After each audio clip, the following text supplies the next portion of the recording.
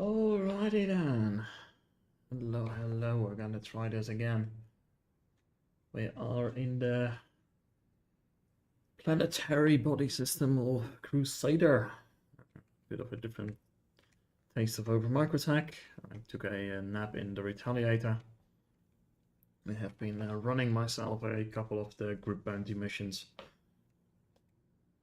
Trying to get up the bounty reputation. And also trying to do some of the bunkers primarily with the goal of obtaining some more of that shiny Crusader God armor. I'm not sure you could actually show it here in the knickknacks. Because like most of the God Crusader armor is kind of nice, but they also have that more soft version, which is just really, really nice. Stanton, Crusader, Port Olisar, armor. Does this show you? Yeah, it does it actually. There should be a bunch of it in here. Gives us a nice time to wake up a bit. Oh yeah, there you go. So they have their own version of the Morozov. The only difference is I think that there is some mission where you can get this armor but with proper arms on it. Because the version from the bunkers, it has the correct helmet, the correct legs, chest piece and backpack. But then the arms are incorrect. Yeah, it has like Arden SL arms, which are light armor, which is a little bit strange. Which is also why if you use this set and you're going to colder places like around Microtech, you actually get a survivability timer when it gets really cold, because you just lose a little bit of the temperature resistance from not running the full Morozov set. Yeah, let's go ahead and take a look for our missions. We have a guard side against hostiles, so we take that one. We'll do that one first, see if we can get some armor out of it. We take the cult of arms, of course. Some extra pay. There we go. Quick look. Plenty of ammo on us. We have some drinks. Provided the place is not hostile, and it shouldn't be as we are around Crusader, we should be good to go. Let's take our seat in the tally. We still have 6 torps as well, so if we want to do a group bounty mission, I think I need to do 1 or 2 more MRTs, and then we're gonna get our HRTs. Which will be nice, because the MRTs, they pay about just enough to cover your torpedo reload costs. It's no longer the case that torpedoes cost you 200 credits. Those days are long, long gone, sadly. So nowadays, I think a full restock is like 25,000 credits. It's fairly expensive. I did upgrade the torpedoes to the Seekers. EM is not as good as cross-section, especially later on. But the problem with those Argos cross-section torpedoes is that they're just painfully slow. Like, actually painfully slow. They move at 250 meters a second. And the Seeker and the other version, that's the infrared, they move at like just over 500 meters a second, so twice as fast. Which does make a bit of a difference overall. That said, if you're doing it properly, you lock the right target, you lock the torpedo, and you just boogie out of there anyway. So, security post, Prashut. Another nice thing is, here the places just have names. Versus on Microtech, it is like Kilo 8-Bravo 6 Charlie-9 nonsense. Let's get a bit of speed up, not too much. Trying to conserve the good old hydrogen fuel as always. Not a long trip anyhow. Yeah, good old Retaliator. Probably one of the more pretty ships from the exterior, even though it's quite old ship by now. And they're going to do some rework on it. But from what I have seen, it is not going to address the main issue that we have with the interior. We'll probably take a look around the interior after we've done this bunker, and I'll show you why I have an issue with this ship and the way it's laid out. And it's just like at the core of it, where it comes down to where a lot of the problems are originating from, is the crew requirement that I put on the ship. With a requirement of 6 crew, it is just ridiculous. That's simply the truth behind of it. A ship this size should have no more than 3 crew at all. And it just shows the age of the ship when it was developed. Like, this was developed well before they've really had many ideas of how things were going to be. And of course, we got much more, we got a lot more large ships, all these things. Because, like, crew requirements, like with 6 crew, you're almost looking at a fully outfitted hammerhead. And here, your crews are going to be operating turrets that are provided with 2 weapons. If they're lucky, it's size 3s. If they're unlucky, they're size 2s. Yeah, that's simply not worth it. Let's see, I think we may be able to park it just on the side here. The tally is not the handiest ships for your bunker running endeavors, but it will do. And as long as the turrets don't shoot you, any ship will do. But you can see the terrain is not making it very easy. Let's see. Yeah, we're landing a bit on the wingtip there. It is what it is. I'm not going to be too worried about it. Shouldn't cause any serious damage. And if it does, then we're just going to write a complaint letter to Aegis because, yeah. Make your ship so that they can land on some terrain. Hello? Door? There you go. Yeah, the servers have been horrendous again. It's kind of sad because, like, early in this week, and I made that video and it's like, oh, we hit 30 FPS. The dark days are over, but yeah, it seems that they're just back again. I don't know what really happened. Well, I wish they would figure it out. Like, even if it's just like making more frequent resets.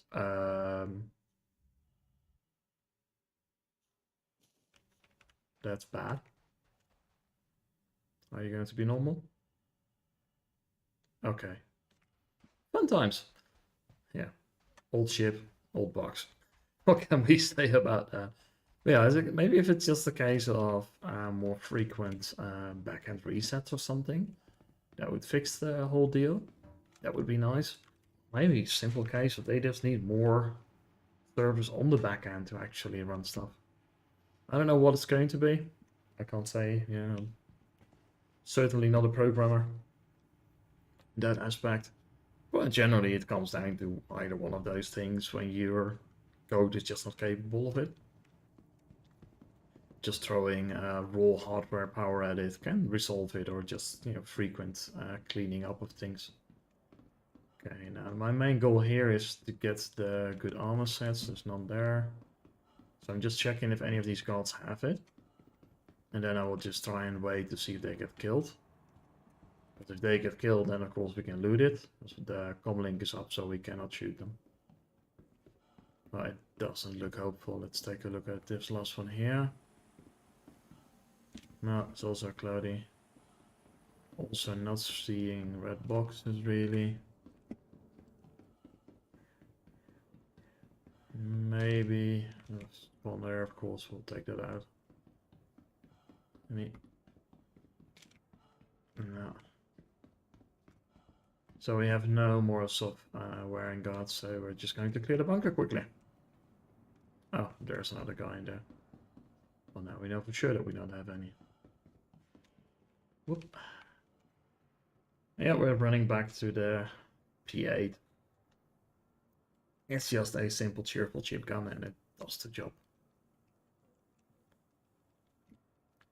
And it has a more reasonable sized gun model, which is another thing I do want to talk about, because actually when you look at it, the guns are kind of insanely large.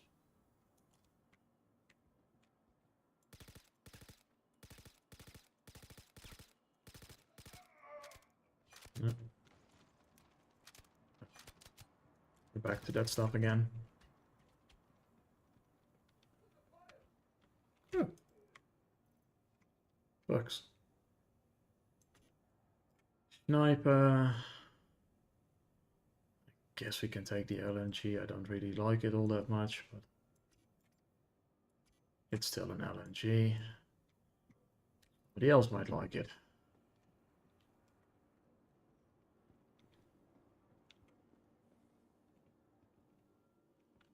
Oh look, this guy moved out, so chances are we find some of our friends over here then. See? Hello. Good night.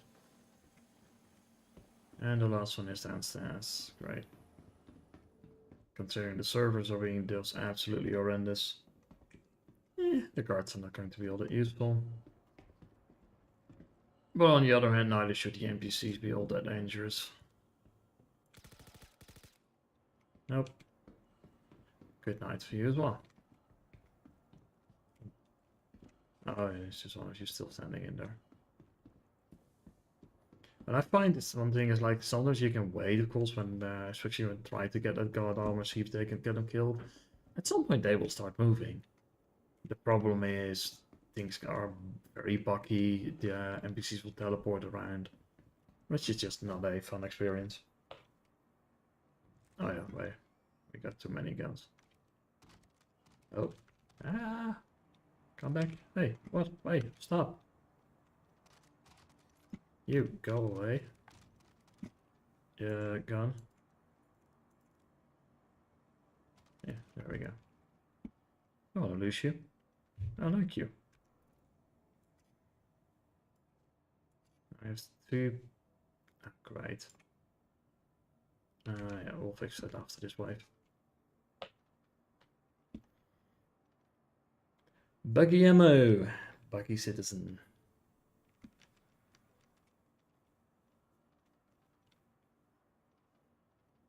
The guy move out? No, it looks like they're still in there. So expect it's going to be this one, and that one again.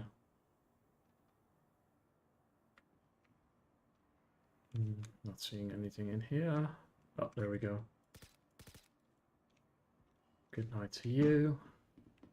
Actually, don't really care if you hear me down there. You dumb. Let's see. There's one in there.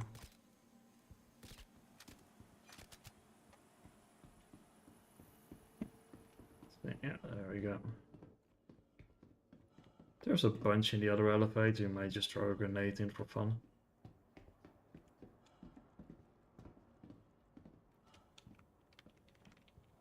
Yep.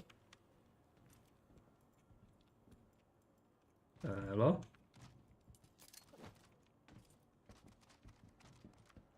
And my gun vanished again.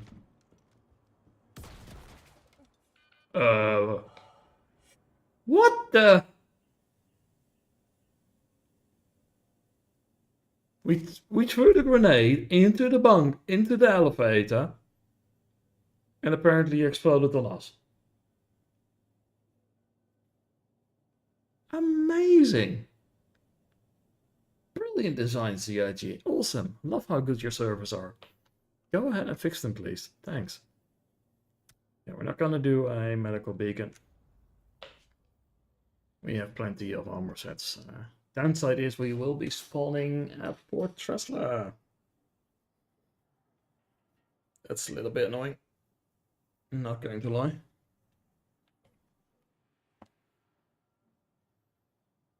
I'm sure we may fail the mission, we may keep the mission. If we don't fail it, we're just gonna go back.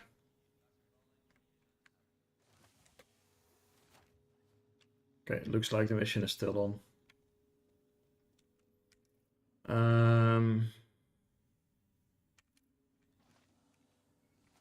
Yeah, everything is just being buggy and slow as hell. That goes away. We'll grab the free suit, I think. Yep, yoink. Got too many armor sets here. But we don't need to bring any, we just need something to survive to get over there. That'll do. And just in case we do want to bring a weapon with us. Let's grab this custodian. I don't like them anyway. I'm not sure. Can we equip any armor on this? Yeah, we can. Okay, perfect. Do we have any custodian ammo?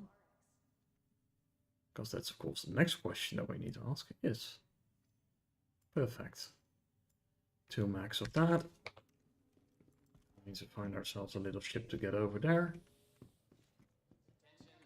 Let's see what we have available to ourselves at good old PT.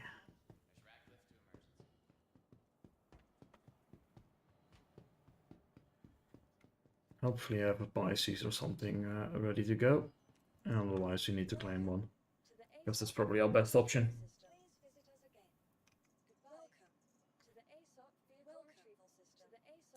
Okay, we don't. Let's claim one.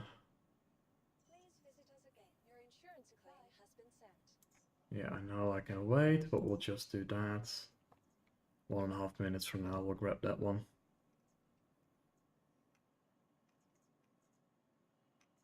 Because the arrow won't have the range, the carrot is just a bit overkill, and I've got some stuff on board it, so I don't want to use that for this.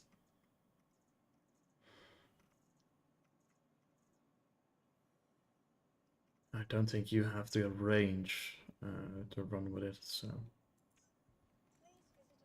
I don't think I upgraded it to 25A yet this patch. I sometimes do it because I use it as a runabout. Let's see. Systems. No. See, military grade drive. That's just not going to work. We're faster off to just go ahead and wait for our Pisces.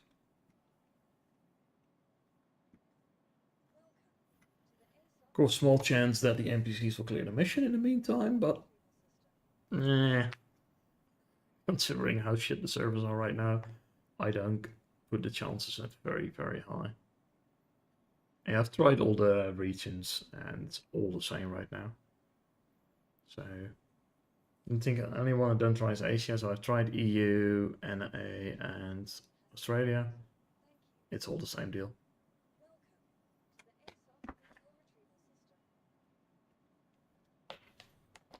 We'll just have to have a small little bit of patience.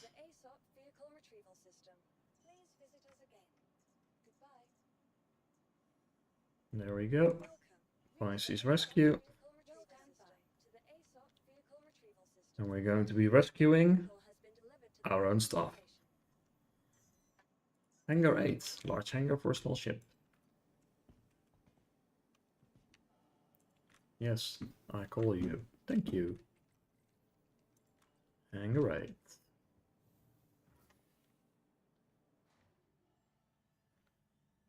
I shall fly over there with the lights on.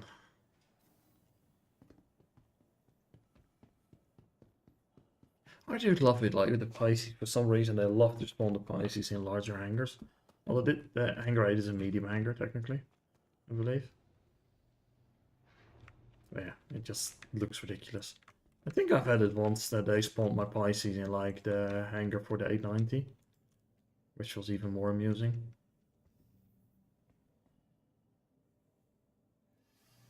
Yoink.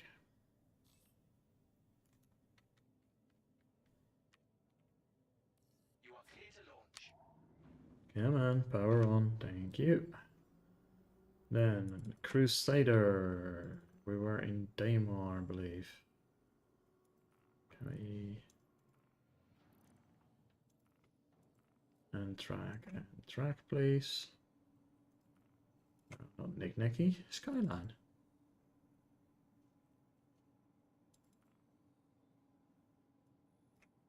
First shot, I believe it was. Considering it's no longer giving me tracking information. Yeah. There we go.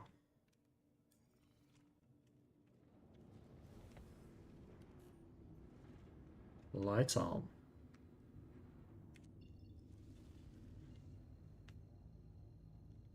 Pull the drive and off we go. Guess we can use this for a bit of story time or something. Whoop.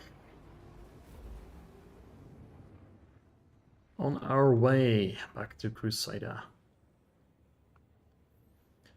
Yeah, I don't think maybe I made some video on it at some point. I'm not actually sure, but like my personal introduction to Star Citizen, which probably shows my age a little bit as well, because of course, number one, as I said before, I've been, and it's also in the description, I've been here since the Kickstarter days.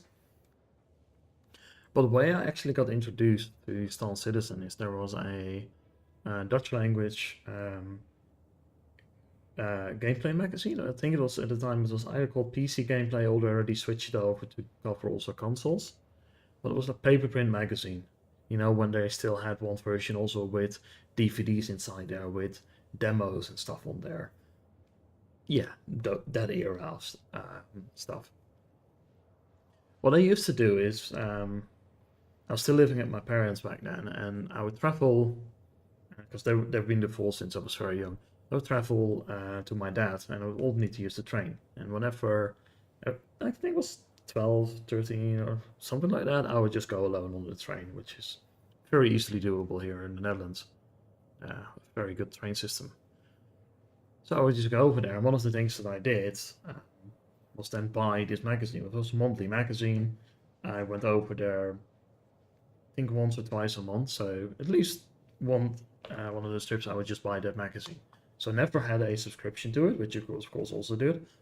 But for me, it was just like, no, I would just go to the store at the train station, buy that particular magazine, and I would just look like, hey, is there anything cool on the demo discs? If not, I would just buy the one without them. And I would just, read that on the train. It's a great way to read up some really proper reviews and previews of games, and of course news bits and all of that. And they have those pages of like small snippets of news, nothing large enough to warrant any full on page stuff, or they haven't at the time or whatever. And one of those snippets was about a certain Chris Roberts launching a Kickstarter to make a new space game. Now, I only knew Chris Roberts from one game, which was Freelancer. And I was just like, okay, I want more space games because I'm a science fiction nerd and I was really growing up on Star Trek. So yeah, I'm here for it. Give me, give me, give me. So I was like, I need to get into this. So I was like, kept it in mind, read through the rest of the magazine, and I had my laptop with me as well. Went over to my dad's over there, opened up the laptop, Googled this up, found it, made my pledge that very night. And that pledge was for a consolation package. You can look up, they're already fairly expensive back then, like ridiculous compared to now. And it has that package also had like, they were supposed to get some time with Chris Roberts and all this stuff. They changed it all out later because they realized that was not a very smart thing to put in a pledge package. And I don't blame them. So yeah, that was how I got started with Install Citizen. There was nothing except for some promises, a bit of a trailer, and some images. Of course, not a whole lot later, we come to the final bit of the Kickstarter. So yeah, of course, this big final push with the full-on live stream. And for anybody of you ever wondering about the idea of LAMP, people that have been around since that day, they will know what LAMP is. Of course, these days it's also an organization. I'm not sure how active they are anymore. But LAMP was a IKEA lamp that was in that small office, which they had temporarily used for this. They had gotten access to it from some friends, or they rented it. I'm not sure anymore what it was. And the lamp would be used they put post-its on it when they would take a break or they were going out for dinner. And Lamp hence became the mascot, and everybody was hailing Lamp as the next savior and all of those kinds of things, because that's what people do. It was rather amusing. And it's also why there's now a Lamp hanger decoration available. So yeah, that was the origin of Lamp. And to this day, I still find it very amusing, and I still have some snippets of screenshots I took from the live stream, and for quite a while LAMP was a thing that would be brought up very frequently. And then over time, of course, like anything, consider we were spending a decade in, these things start to fade away. There was a fairly small group of people, of course, back then that started the whole process and the project, by backing it, and that of course grew and grew over time. Now, small here is relative. Because when you look at the account number creation, my account was already in the 50,000 range. So that means there were over 50,000 people that registered an account at robertspaceindustries.com before I did. So the Kickstarter by then was already halfway, I think. So that probably explains it. Of course, there's some people that were like, found some news and they're like the golden ticket holders. There are some of the first there. So yeah, that's how it all started. And for me, yeah, I went along with the journey. I spent time on the forums, which were back then, really enjoyable. And as communities grow, things like forums tend to degrade in their quality, because one of the cool things about old school forums was you had this proper community because people knew each other. So, and people would not take bullshit because it was not this feeling of anonymity. It was like, no, we know you. Because most of the people that are posting there frequently, if there's a new person around and they're being an absolute dick, then people would just be like, yeah, no, bugger off. And if you were just trying to be like that, and people were like, no, that's not how you behave here. There are certain standards. Yeah, that kept going, and then of course we had a first small event that they held in Cologne besides Gamescom. So Gamescom was ongoing. I did not go to Gamescom that year. I literally went to Cologne just for this event. It was like just over 1,000 people. It was the Alter Walters or whatever German name thing that it has. It was a small space under the train station, the central station in Cologne. And that's when they, of course, revealed the hangar module. And my did we go wild. For the first time we could see some of our ships. It was amazing. I still remember there were some silly warning labels that they put on ships, which I managed to find, and I was just like, oh, I love this sort of detail. And the scale, of course, of detail these days has gone to insanity levels. But it was just really, really cool. Whole bunch of nerds in there, very small scale. It still felt, very personal back then. And I remember, like, in the end, I was just like some of the last people that were actually leaving the building, and by leaving the building, I mean we got kicked out. The owners were just like, yeah, fucker off, you lot. We're done with you. It's well past you that you rented this place. But yeah, it was a really, really fun and great time, and my first introduction to the physical community of Star Citizen. And a physical community that has been amazingly great to this very day, and that I've still enjoy very much spending time around with. And that continued on because, at some point you go to Gamescom. Because it's like, okay, I've been there once for that stuff, let's just go to Gamescom proper. So I went to Gamescom proper for a year. And I will say for anybody that is, if you live within Europe, it's definitely a recommendation to do it once. If you're going to do it, you can either say like, okay, I'll just go over the full week and spend as much time as I can. Or you can, of course, do a single day. I will say never, ever go on the last day if you're just taking a single day. Because by then, everybody is absolutely exhausted. All of the cool goodies are gone. A lot of people are just like, okay, yeah, we're kind of done. We want to go pack up and go home. It is exhausting. It's also incredibly hot because it's a very large convention center, and the best AC in the world is just not going to cope with that many people and that much hardware running as well. There's a lot of heat being produced, and so it just gets really hot, and Cologne in the summer is already quite hot. Well, lots of fun, and I decided, I'm going to do this a second year. Went for a second year, and I quickly realized, actually, what am I doing? Like, it was fun to experience it once, but I don't want to be standing in queues for hours to play a game for a little bit. I did that the first time because, for the first time it is fun. And I actually had some really good experiences. One other tip I will give to you. If you go to Gamescom, talk to the developers at their booth. Don't just go and play the game. Go and play that game and then talk to those developers. Talk about your experience. Talk about what you feel maybe things that you think could be improved. Things that you enjoyed. Talk to these people. They love to share their art. That's why they're there. They enjoy this really very much. So, and by doing that, if you enjoy this sort of thing, it's a great way to get invited to all sorts of after parties. Because there are all sorts of after parties that lots of these developer and publisher companies hold all over the place.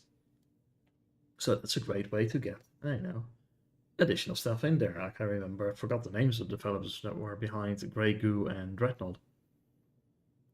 And so the Grey Goo developers were there, and the publisher was also there, and the publisher also published Dreadnought. That was it. And that was a great amount of fun. Small little after party there, for example. Yeah, next year I went there and I was like quickly, that was. I was walking down stairs, smaller area, more like some indie stuff and things, cosplay area. Cosplay's not really all that great on Gamescom, but some people still do it. And what do I find? A small little booth of Star Citizen. And I don't remember the guy who was standing there, but he looked exhausted. And I felt so sorry for him. I just walked up to him and was like, listen, I'm here. Can I help? That's what I did. I said, okay, next day. And I think I found him at the end of the first day. So I said, listen, I'll know tomorrow I'll just come over here and I'll give you a helping hand. I'm a backer. I love the project. And I was like, okay, sure. Probably didn't really believe it. Next morning, front of the queue, went in, went down, went over there, said hello, asked what I could do, told me like this and that, put my backpack down, helped him, and did that for the rest of that event. So yeah, I literally paid my tickets for Gamescom to stand at a very tiny booth with 4-star Citizen. I think we had 2 PCs up or something like that. Yeah, that's how it all started, and that's how I ended up as a part of a volunteer team.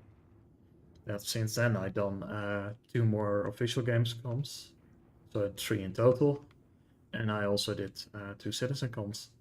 So if you ever see like that call for like volunteers and stuff, which I tend to do for the Citizencons, by all means do consider it, but also do realize it is not easy.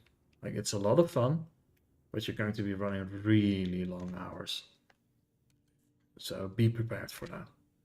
And be prepared to just do whatever is needed and understand you're not going to be experiencing that event the same way a lot of people are.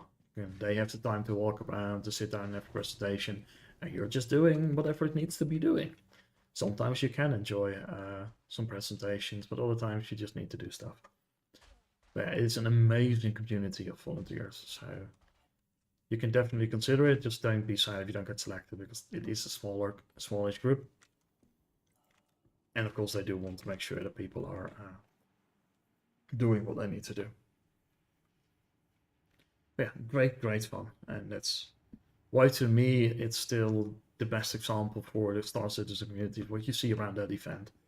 Almost everybody there is a concierge level backer as well, so if you go to a CitizenCon, don't expect any special treatment because you're concierge. Everybody's concierge. That's just a simple fact of it. Oh, this thing has that ammo in it. Oh, yeah. Everybody is concierge, so just take it easy, enjoy it. And yeah, the queue stand could be improved. Just say that. I always try my best each time I am there. But for now, let's go back to our bunkers.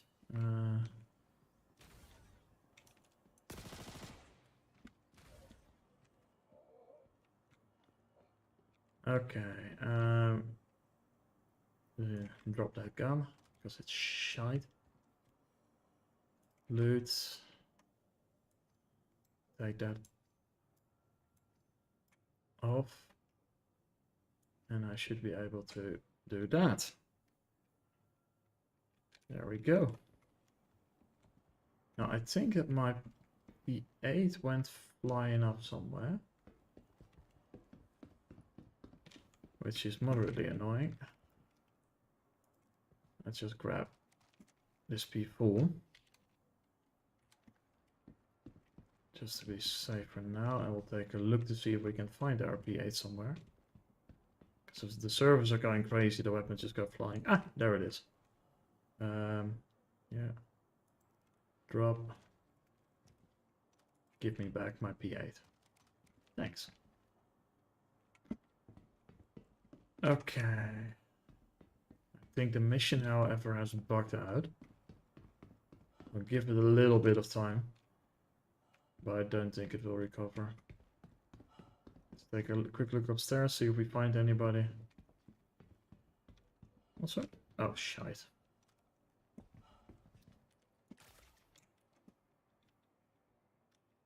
I keep forgetting that I got weapons on my back.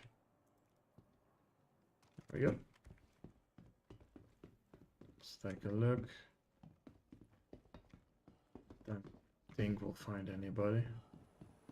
And by running around it also helps because you can sometimes hear them. If you get close to them, they'll start to make noise because, hey, you're there, so they'll want to go after you and kill you. Which to me is always a like, oh, thank you for letting me know where you are.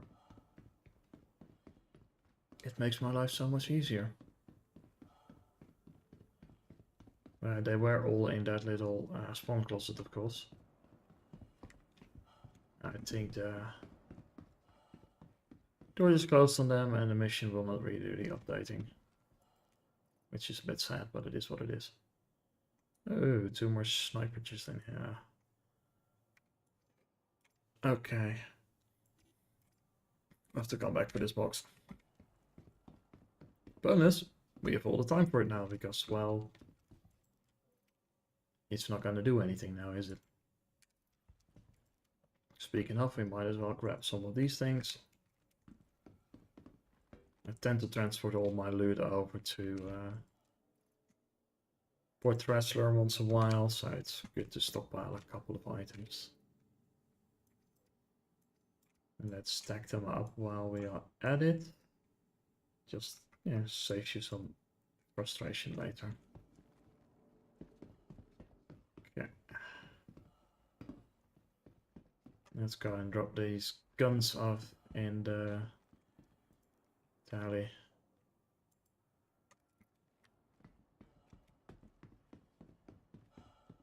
Yeah, you're all looking around like there's all stuff going on, but I ain't seeing nobody. Now, I'm not saying that my eyesight is the best in the world, but I also don't think it is the worst. Free to be stand corrected on that fact. And blink.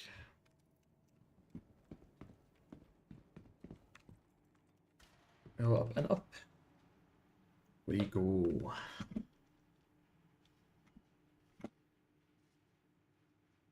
It's some good personal FPS, of course, but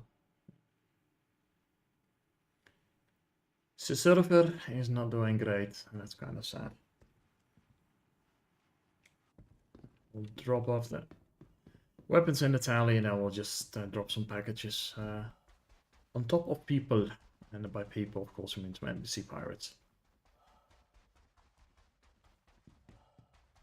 Oh yeah, anything with a Retaliator, you don't have to use the elevator to go up. The moment you stand on the lift, you're already considered to be inside of the Retaliator. So, there you go. Weapons dropped off. But that's a nice thing. Of course, the downside with the tally, you cannot bring one of the SU crates because you cannot put it inside the ship anyway. You don't have a ramp or other access source that is large enough to fit one of those crates. But I will say, overall, most of the time when you're looting, you don't really need it. Like, I used one on the Retaliator because I just found one randomly. Like, we did outside the bunker, it's just like, oh, somebody blew up, and I was, oh, there's a crate here. Well, let me take that. It may have been actually a derelict outpost, which I managed to come across, and then I was like, okay, I'll loot that. And sniper and sniper. There we go. I think at some point I'll just need to make a sale topic somewhere to try and get rid of all these snipers. Railguns, missile launchers. I'll keep the grenade launchers because I like them. Do a quick check for here and here. Okay. Well, my dear security people, because the mission bugged out, I'm going to wish you the very, very best of luck in your future endeavors. I will say, because the mission has ended, your survival chances probably have increased substantially. So do enjoy that. Yeah, there's nobody there, so... sayonara. We are out of here.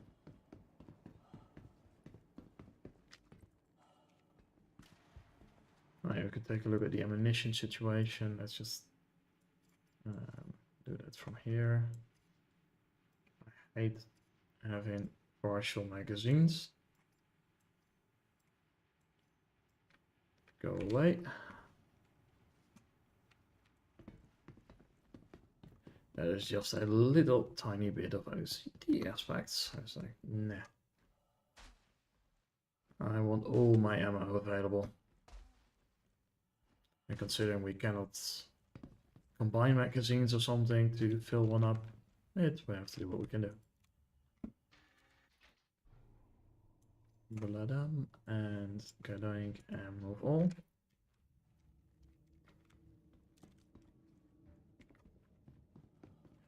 Say hello to our little friend. Oh yeah, we just want to talk about a Retaliator, considering the mission is bugged, might as well.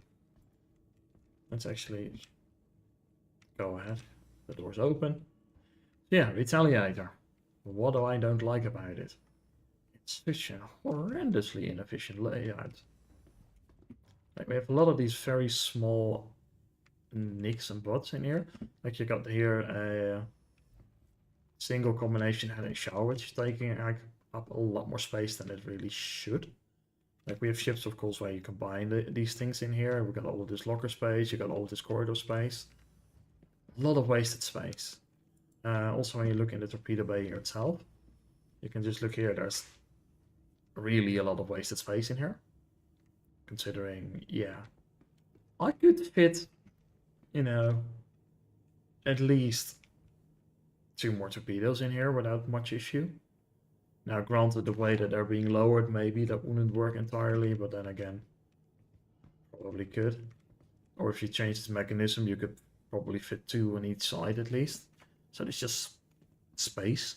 And that's really the issue when it comes to Retaliator. It has such an inefficient space layout. So here we have a so-called engineering station thingy. I'm not going to use it because we'll probably bug out, knowing me. And you can see here in the aft torpedo bay as well, like, it doesn't really make the best use of space. Granted, this one is not as bad as the front one, but you could probably still fit in at least a 3rd torpedo in here. Then we have hallways here on both ends, then side hallways even more to go into 2-man turrets here. And of course now we need to circle the hallway all the way around because we got another man turret down here. And then of course we have a hallway all the way on the other side, with another side hallway here. Hallway all the way up here. Then we have this massive central open space, which is apparently supposed to be 2 docking collar airlock with 2 elevators. It's space wasted everywhere. Now we got another hallway all the way over here.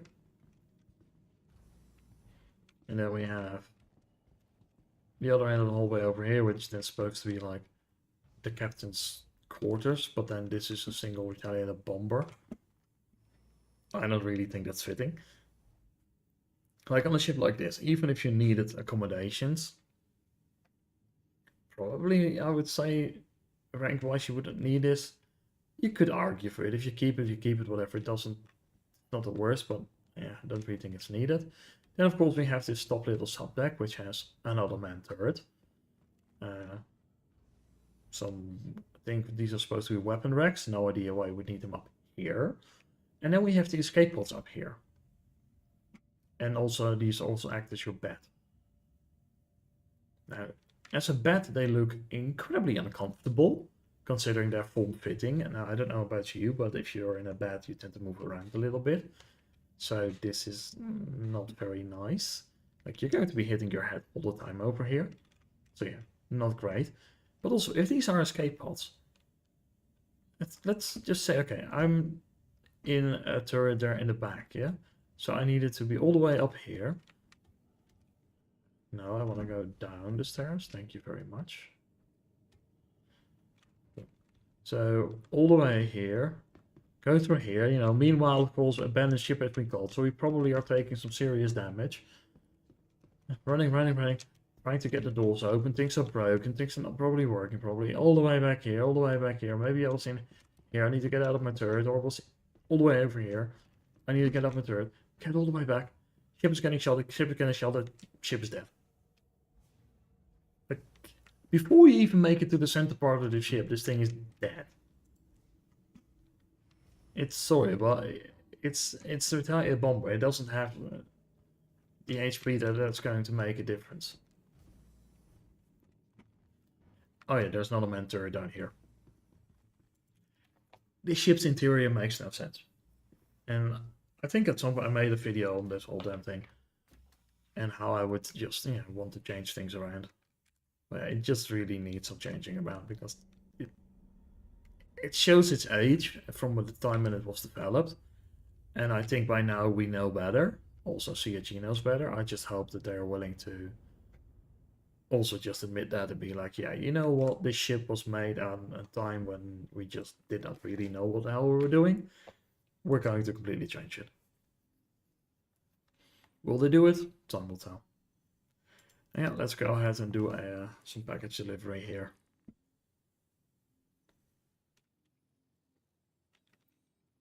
Track that mission.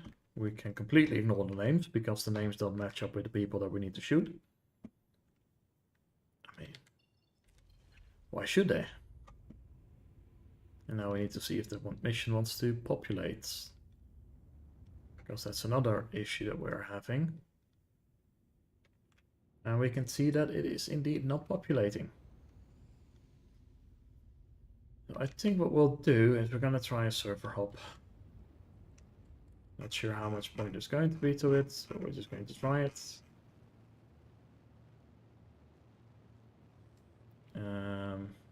Oh wait, we have one popping up, two popping up. Okay, we have them. Perfect. We don't have to hop. In that case, we go back. There should be one here. Where are you? There you are. And I still have a destination set. Yep. There we go. So I got Roscoe Lennick and Bruno Katia the same beacon here. Oh no, there's just the name stuck on the screen. Oh my, that's an old bug. I haven't had that one in ages. Got a lost us in it. Yeah, we're gonna do the classic retaliator move. I'm just gonna post up here for a second. And then we are currently on Daima, so we're gonna say I want to set a route. Okay, that doesn't want to do it.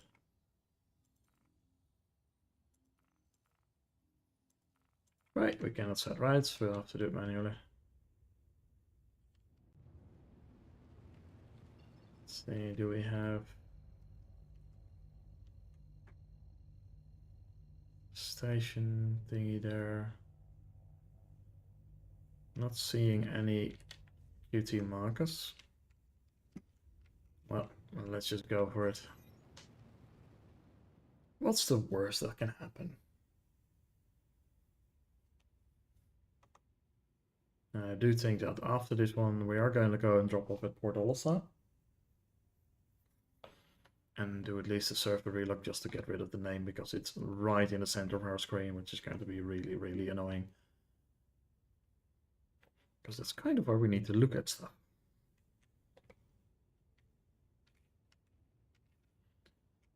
I don't want to burn in too quickly, again, you know, conserving the fuel aspect, but also give the game some time to populate the pirate that needs to be dealt with. Depending on how they respond to what range we lock, we may just take a look at the missile impact instead. Because missile cam is kind of cool. That said, the server is being very laggy, so it may not look all that nice, but we'll see. We shall see. Have our first marker pop up, but it doesn't pop up in the not triangle, the target marker area. That's what I'm looking for.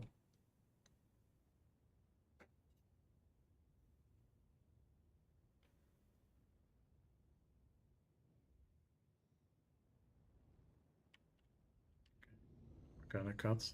There we go. Now I need to... That one is it.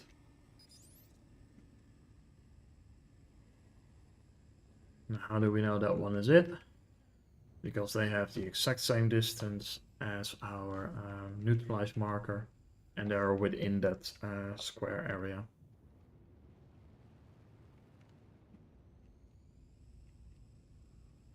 So now we just need to wait for the missile to acquire it.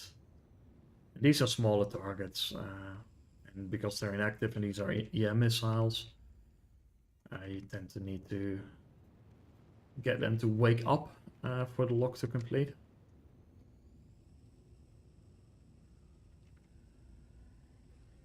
It should be happening at any time soon. But then again, the servers are not doing well.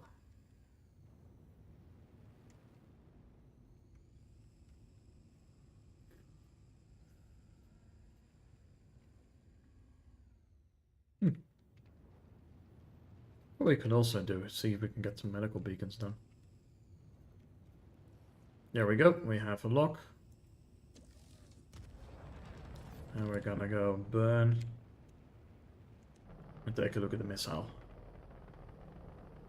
It's on its way. There it is. And kaboomy things went.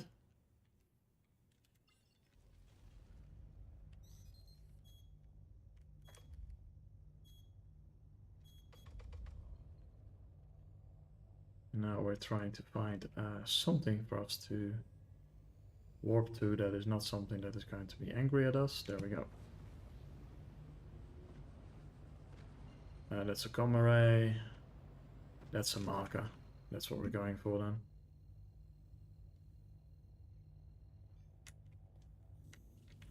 We don't need to kill the others. We got paid to kill 3 people and not a whole bunch of them. See, you are behind, but you are in line. Then that's going to be our next one.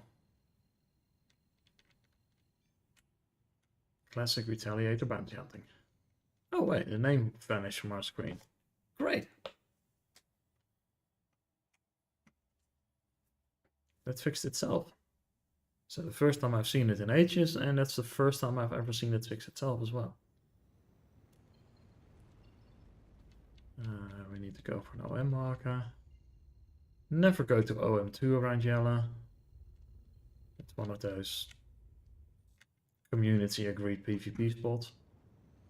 Or at least it used to be for a long time, so I tend to not show up there unless I want some PvP, of course. But considering we're flying a Retaliator, yeah, we don't really want to. Because anybody with, you know, a working brain cell... Aye. That was a bit tricky.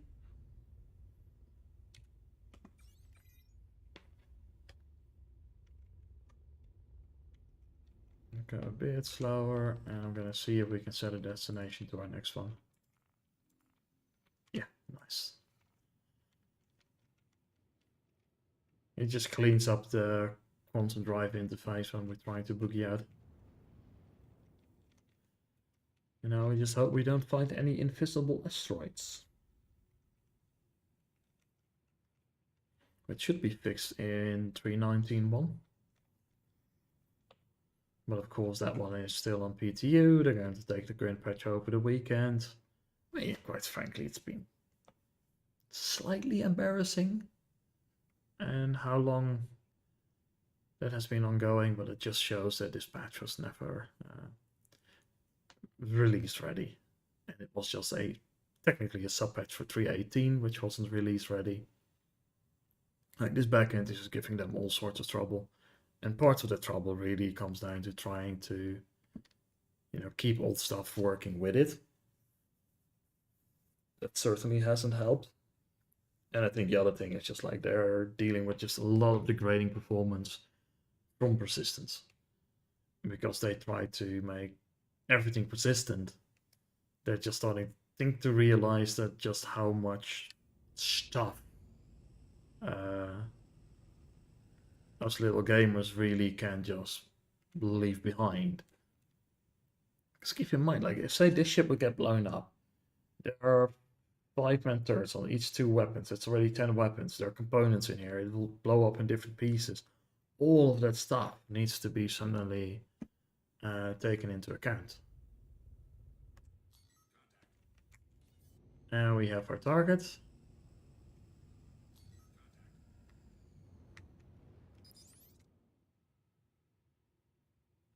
Daisuke Nores. Interesting combination of names. Another Buccaneer.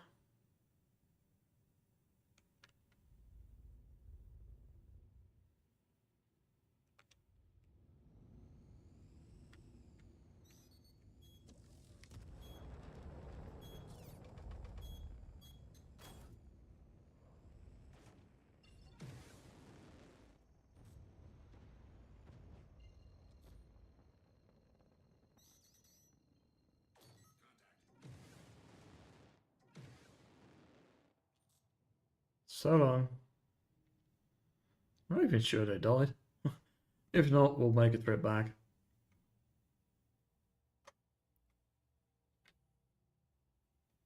That's a nice thing about Retaliator, you have some spare torpedoes on board.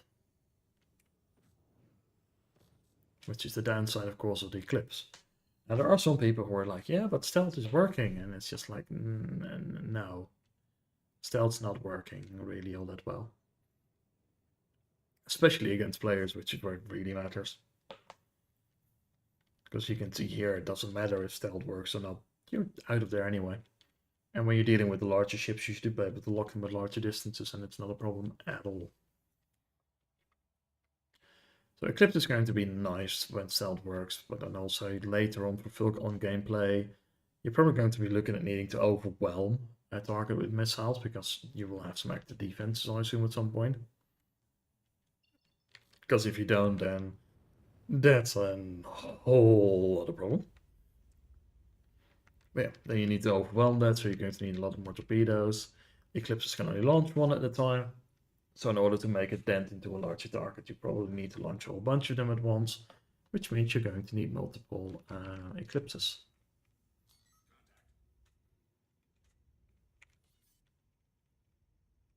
And it seems we have our target. Very briefly.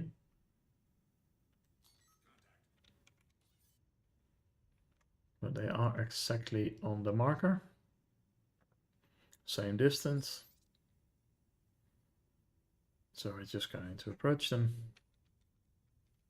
and deliver them the good news in the form of a free size 9 torpedo.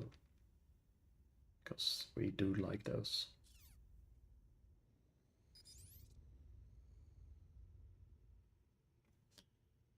To Mr. Halford Redbone. Well, if you only got bones of rats, then I guess you're not going to be rather squishy. It's a freelancer miss. Package away.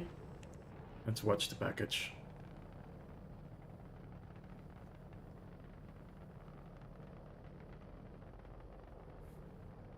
It's cruising towards its inevitable demise. You can see the other ships there hanging around. And boom. Straight on the nose. And that will be our job completed. Let's go ahead over to Port Olesa.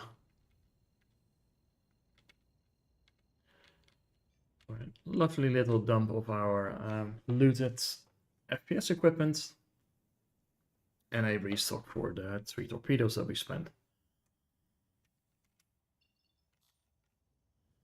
It also came, it would be really nice that if I want to jump to a station, that you would jump me to the station and not 320 kilometers away from it. That sort of defeats the whole point of trying to jump to a station.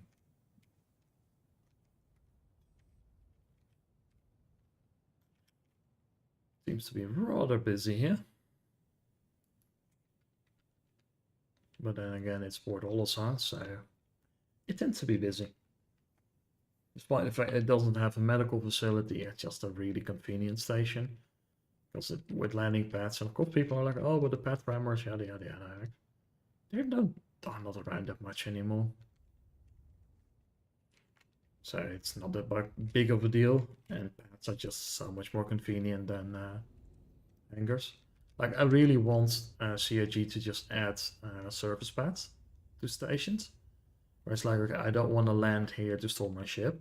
I just want to land here to refuel, rearm, you know, that kind of stuff. So I don't really care. Like, you can just even say, okay, you're only allowed to stand here for X amount of minutes, and then you need to bugger off. Ooh, shiny A2. I think, or is it an M2? Probably an A2.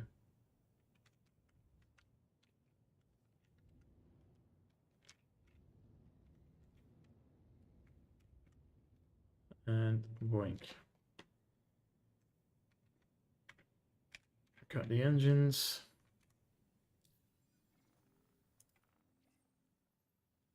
There we go. 11.5K for a couple of torpedoes. Let's take a look. Yeah, those remote turrets under there, that is an A2. Yeah, it also has the bulges on the side now. Yep, A2. For a non-third person landing, that's fairly decent. Could have been a little bit more forward. Okay, it seems everything has been added in. Take a look at our reputation. Okay, bounty hunters go. Still level 3, so we need to do one more. And Northrog is, we're slowly building up there as well. Because that's good for the group contracts. Service beacon, combat threats we don't care about.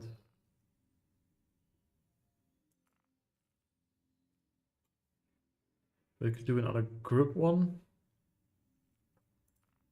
But I think if we just do a single one, we should get the next level. And I think I prefer that idea because it allows us then to graduate to HRTs. Engines on.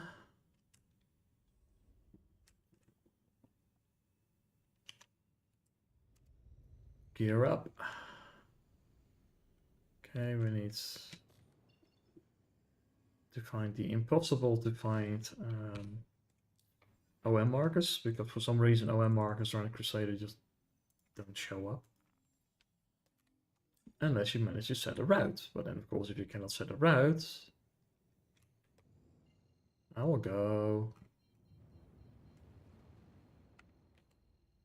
Shut up, yo. Hello, I'm really gone. If you QT, that warning stays on, so you need to fly away first. Till the warning is gone, then QT. It's no longer that what happened before is that you would just fly off in QT and then it would still impound your ship. But still annoying. Because you have this constant red, your vehicle will be impounded text over your screen.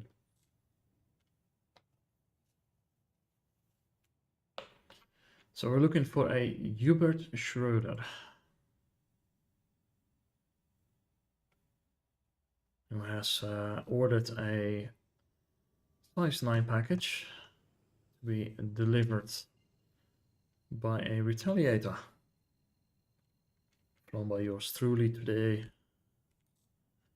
We may need to change his name when Discord has removed all of our lovely names. So some people it's really an issue. Right, give me a bit more speed. And we'll close in. Let's prepare a single torpedo. That's all we should ever need. Okay, we have our neutralized marker. So now we just need to find our target. Amidst a couple of rocks.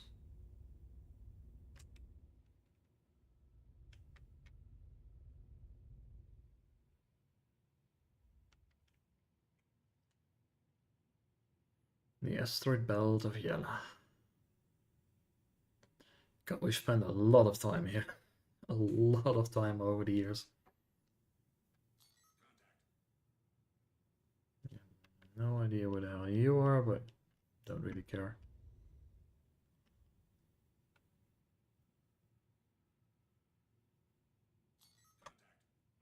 Don't care about you either. Just looking for my one contact. There we go. Mr. Hubert Schroeder.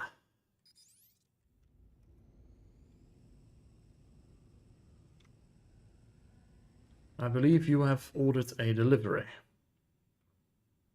Whether you knew it or not. Maybe it was your child that has used your credit card. Package away. And we're gonna turn. And go straight for Yella.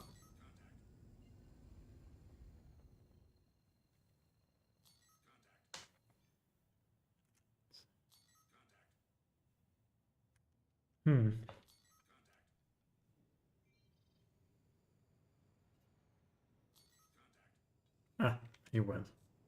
I thought I didn't get the missile cam, so I didn't think he was dying.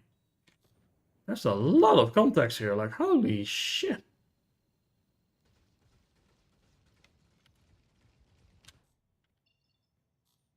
Meow. There was a lot of them there. There was like a dozen other pirates there. Must be bugging out. For sure. Anyhow. That should have pushed us over the edge.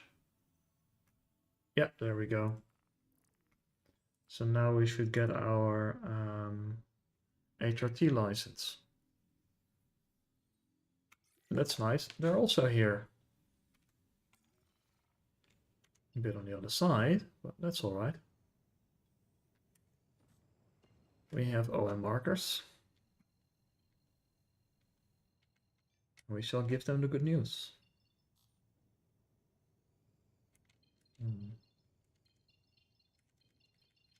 Come on.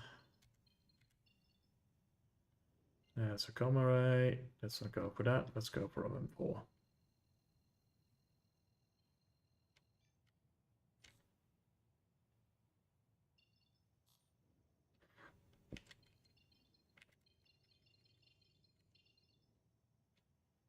And then towards our target.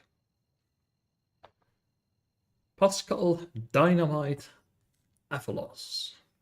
Well, if you have dynamite in your name, have I got good news for you, because I've got a lot of explosives for you. And I think that Mr. Nobel would have been rather surprised with the effect of these explosives. Apparently we have a major torque imbalance, but then physicalized damage doesn't show up on the tally, really. So who knows? And besides, major torque imbalance is whenever you get a scratch in your hull paint, according to CIG.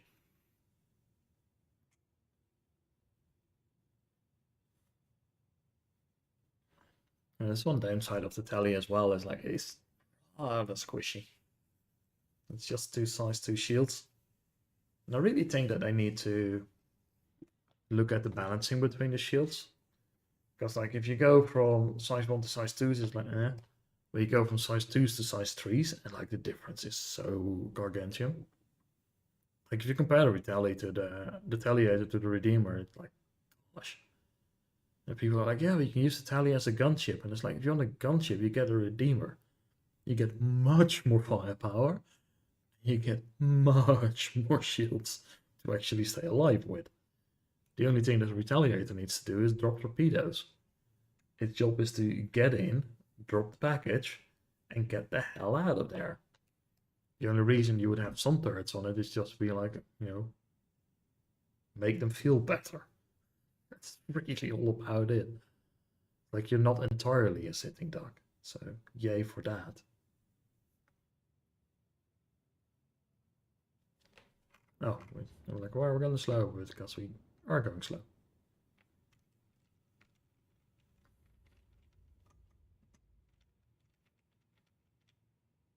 You also see that the interiors is old because these MFDs are tiny.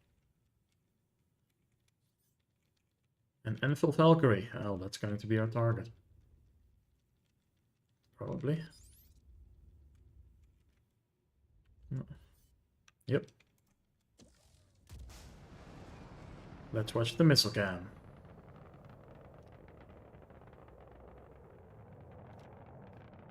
So, we are here to talk about your ship's suddenly reduced warranty situation.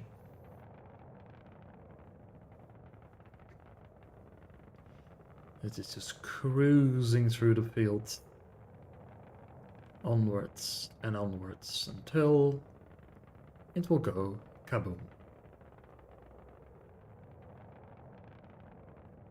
Or so we hope.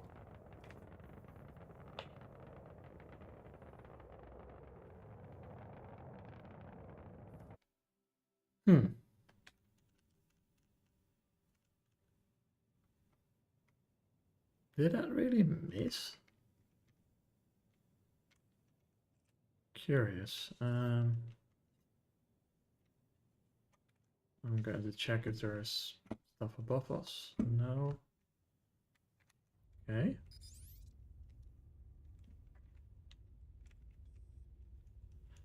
We'll try a slightly different angle.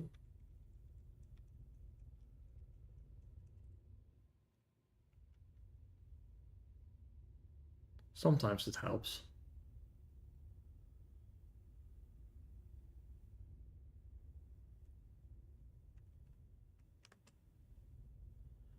Okay. Maybe we're just too far out because I know that bugs out, but let's just give it a try. Package away.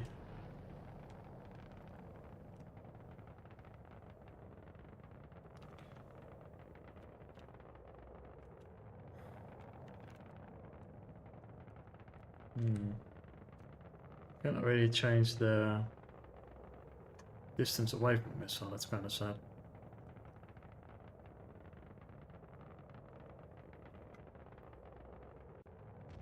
Okay. That sounded like something went kaboom. Yes.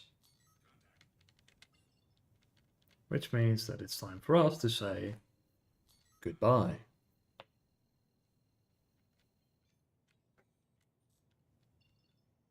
We have our license, which is amazing.